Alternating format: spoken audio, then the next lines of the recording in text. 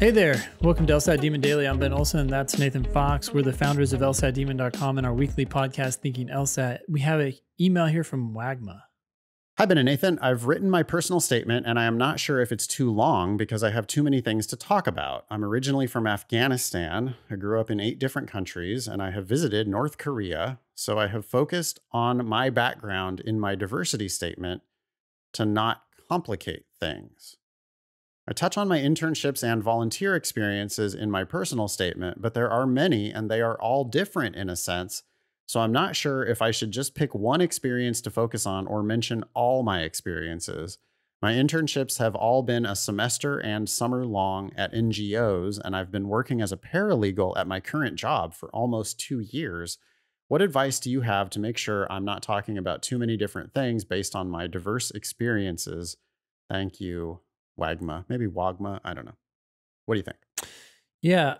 So at first, as you were reading this, I was thinking maybe the personal statement could kind of talk about all these experiences in general and then focus in on one or two of them as examples to illustrate what Wagma is trying to say about those experiences. But near the end, Wagma mentions that about this paralegal experience, right? And it's been there for almost 2 years. So then that makes me feel like these NGO experiences were from even longer ago. Maybe it's better to just write about the paralegal experience or actually write 2 personal statements and see which one sounds better. Yeah, but I have a feeling that the paralegal one is just going to make more sense. You've been there for 2 years. You can write authoritatively about what it's like working in your area of law. Mm-hmm. You know, not like you're going to pretend like you're a lawyer, but you're going to respectfully, genuinely speak about what being a paralegal is and the successes that you've had as a paralegal. And you're going to look like a successful, like what you got to put yourself in your reader's shoes.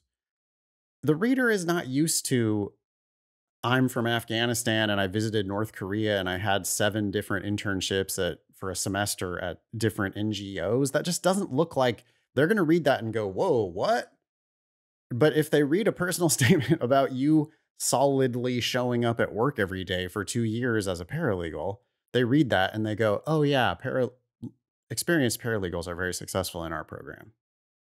Like they know what that is. They know what they're getting. They don't know what they're getting if you talk about 8 different countries and all these different scattershot internships that you did. You know, that looks, I don't know, like it could be interpreted as flighty, couldn't it?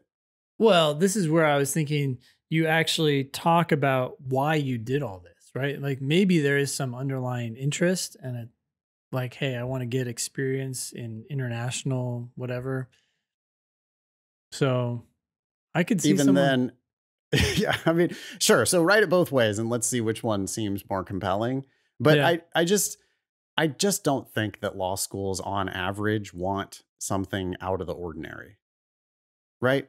What the vast majority of people that are going to be successful graduates of law school are going to go on to be worker bees in established legal fields. Mm-hmm. Mm-hmm. And firms especially, but Yeah. firms and government jobs. And so if you can show that you have been able to cut it at a firm for 2 years as a paralegal, if you can write about successes that you've had in those 2 years, if you can write about, maybe you want to work in that type of a firm, that just seems like such a clearer sell where, you know, because like they're going to look at your personal statement for 30 seconds. Mm-hmm. All of these random internships, those can go on your resume. They can glance through your resume and they can see, oh, wow, this person has been all over the place, has a varied, like all this varied experiences. You know, they're well-rounded and all that bullshit. But what they really want to see is that you're going to be successful in 3 years of their law program and then successful in a legal career after that. And so as a paralegal, you're like showing them that you've been successful in a legal job. And they're going to be, I think, with the newest US News rankings changes, they're going to be more and more interested in employability. You talking about Afghanistan and North Korea and all these different volunteer internships. doesn't really speak to employability, not in the way that 2 years of successful legal employment does.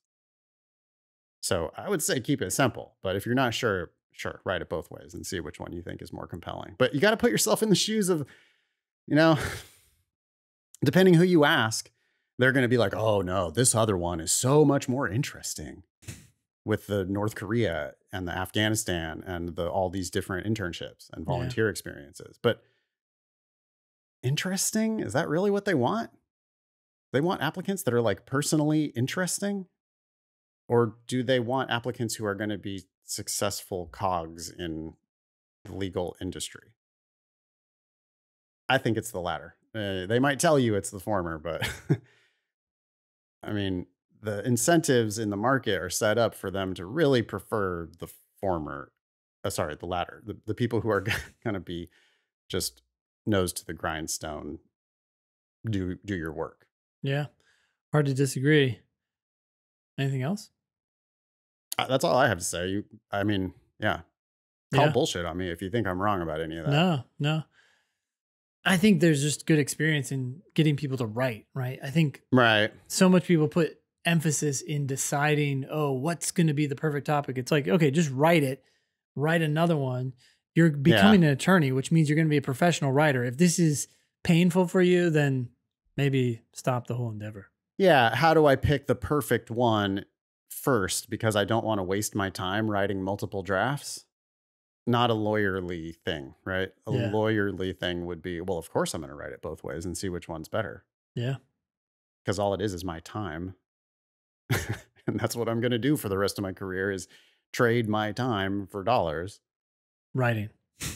Yeah. Reading and writing. Yeah. Reading and writing. Yeah. Cool. Let us know what happens if you want. Email daily@lsatdemon.com if you'd like to ask us a question or share some LSAT or law school admissions news. Thanks for listening.